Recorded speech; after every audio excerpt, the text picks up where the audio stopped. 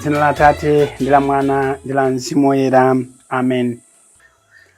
Tikulandireni pano pa Tiyankhuleni Ambuye mu programu ya kumvetsera komanso kutanthauzira mawu a Mulungu. Lero ndi la Mulungu pa 15 February 2026 ndipo tili msabata ya 6 mnyengo ya pachaka. Mawu oyamba akuchokera m'buku la Mphunzitsi mutu 15 ndi meya 15 mpaka 20. Amene akutiwerengera mawu oyamba ndi Daniel Ben wa Young Christian Workers YCW kuchokera ku St. John's Dzundu Church, St. Kizito Lisungu Parish mu Archdiocese ya Blantyre. Mawu achiwiri akuchokera mu kalata yoyamba ya Paulo woyera kwa Korinto mutu 2 ndi meya 6 mpaka 10. Amene akutiwerengera mawu achiwiri ndi Luisa Jika Makanjira wa Young Christian Workers kuchokera ku St. John's Dzundu Church, St. Kizito Lisungu Parish mu Archdiocese ya Blantyre. Mawu amthenga woyera ndi monga adalembera Mateyu woyera mutu 5 ndi meya 17 mpaka 37. Amene akutiwerengera mawu amthenga woyera komanso kutigawira mawu ndi Reverend Father Luke Anatole Werem achipani cha Komboni Missionaries MCCJ kuchokera ku St. Kizito Lisungu Parish mu Archdiocese ya Blantyre. Mawu oyamba. Mawu ambuku la Siraki kapena kuti Mphunzitsi. Ngati ufuna ungathe kusunga malamulo ndipo zoti ukhale wokhulupirika, izi zili kwa iwe. Ambuye wakuyikira moto ndi madzi pamaso pako. Utambalise dzanja ndi kusankha chimene ufuna. Pamaso pa anthu pali moyo ndi imfa, ndipo aliyense amalandira chomwe iye mwini wasankhapo. Pakutitu Ambuye ndi wanzeru zambiri ndi wamphamvu zonse, ndipo amaona zonse. Amayang'ana anthu onse amene amamuopa, ndipo amadziwa zilizonse zimene iwo achita.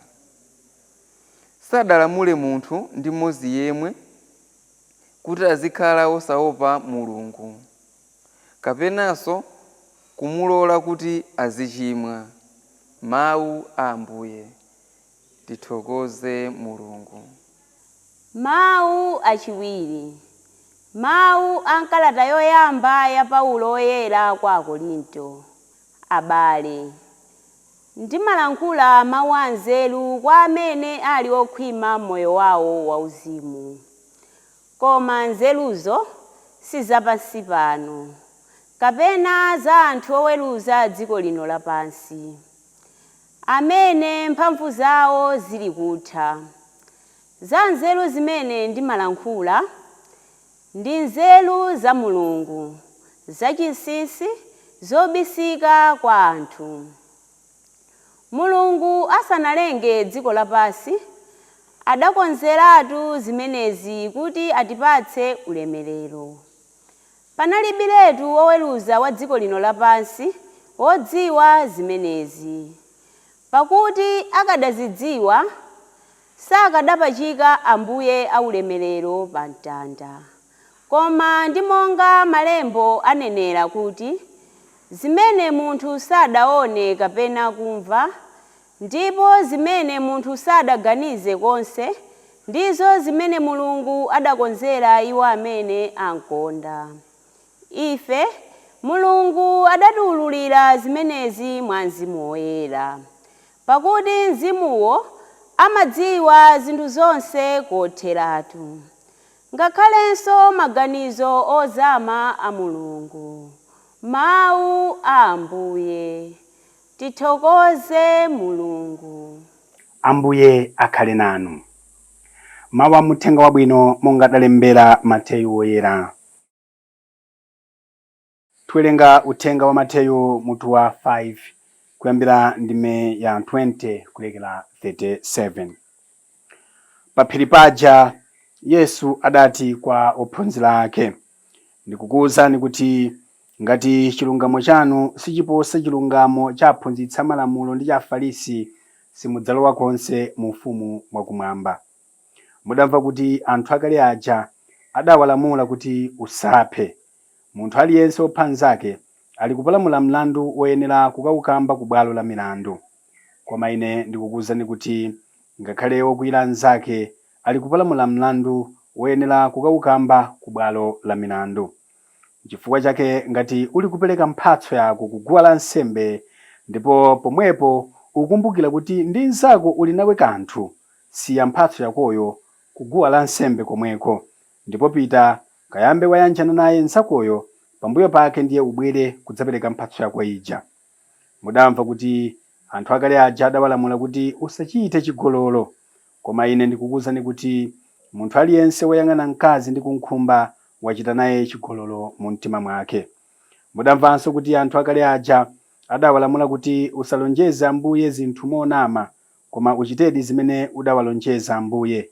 Koma ine ndikukuwuzani kuti muleke nkulumbira komwe, muzingoti inde kapena ayi, zimene muonjezerapo zichokera kwa Satana. Umenewu ndi uthenga wa Ambuye. Ulemu kwa inu Ambuye Yesu Khristu. Abale anga okondeka mwa Ambuye, la Mulungu la lero, la Mulungu la 6 munyengo ya pachaka, Ambuye Yesu akufuna atiuze tanthauzo lenileni lotsatira malamulo ndi mtima oona, kutsatira malamulo mwauzimu osangoti mwachiphamaso kusamala zakunja zokha. Ndi pamene akutero kuti akhristufe tapereka nsembe zambiri tili okwiya. Akhristufe tachita zakunsembe zambiri, tavina kwambiri pokapereka paguwa, koma tili anthu osowa mtendere. Akhristufe tanyamula makiledi kukapereka kuguwa, tanyamula nyama kukapereka kuguwa, tanyamula mazilo kukapereka kuguwa, koma tili anthu amangawa wina ndi mnzake. Ndipo akuti nsembe imene simalandiridwa kale, chifukwa chakuti tikufuna tiyanjane ndi Mulungu amene saoneka ndi maso, koma anthu olimba mtima kukana kumukhululukira mnzathu ogona naye bedi limodzi. Kulimba mtima osankhululukira mayi otibereka. Kulimba mtima kulimba dziwindi osakhululukira bambo otilera. Kenaka kati woperekera zakunsembe ndi amphakati wa sentimerezi, ndiye madansi, ndiye kuvina, ndi anthu tidambana nawo aja akakhala ali nchali chimocha. Anthu sitimacheza nawo aja akakhala nawo sali nchali chimo, amangogwira kukamwa kuti ho kuvina-vinako uyu amandimvetsa kuwawa, kudikula-dikula nchali chiku uyo ngochabe-chabe adandiumira mtima. Ndi akuti ife tikangozindikira ngakhala atchula kale kuti ndi mphakati wathu kuti tufuna tikatsire nsembe, tisiye za nsembezo tikawapepesekaye tikanjane naye m'bale wathu.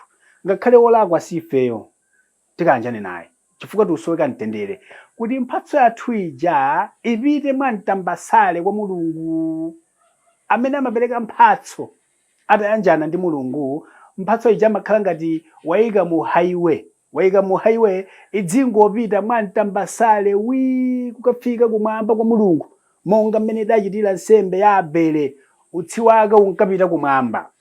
Koma amene achita nsembe, amene apereka kuguwa nsembe, koma asanayanjane ndi m'bale wake, atayambana ndi mayi wake, atayambana ndi anzake akuntchito, olo mutapereka 5 million, akuti nse wake si highway ayi. Nse wake tsono ndi wa mabawo, tikatenga wapa chingeni upita paliwonde uko mabawo, atitu nse wako makhalo menewo ndati sikafika mphatso iphwanyikaso njiratu, iphulitsa matayala kaya. Nsembe yathu sikafika kwa Mulungu, chifukwa tadutsitsa misewu yosakhala bwino. Tadutsitsa misewu yachiweta uku, tadutsitsa misewu ya mchikwawamu, ya mabowo okhaokha, ya mabuliji okokoloka. Koma akuti ngati ufuna nsembe yathu ilowe m'misewu ya highway, tikhale anthu oti tayanjana ndi abale athu amene atizungulira, tayanjana ndi abale athu amene timapemphera nawo.